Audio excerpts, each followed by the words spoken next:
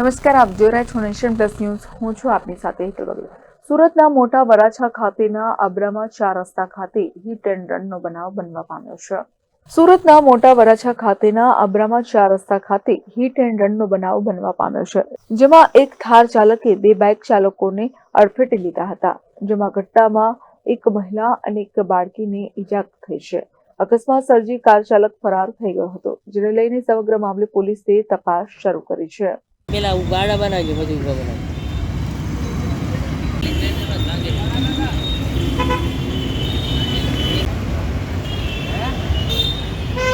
મારું નામ કૌશલ ભુવા છે. હું મારા વાઈફને લઈને ઘરે જતો હતો લગ્નમાંથી.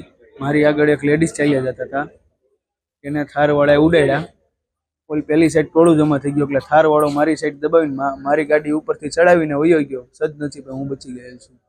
કેટલા લોકોની ઈજા થઈ? એક લેડીઝ હતા ને 2 છોકરા. થારવાળો ફૂલ સ્પીડમાં હતો. થારવાળાને ઉતાર્યો પણ નીચે ન ઉતર્યો. પાછળ માણસો ભાગ્યું, થારને કાચમાં પથ્થર ને એવું બધું માર્યું, તોય કઈ થયું નથી. એ ભાગી ગયો છે.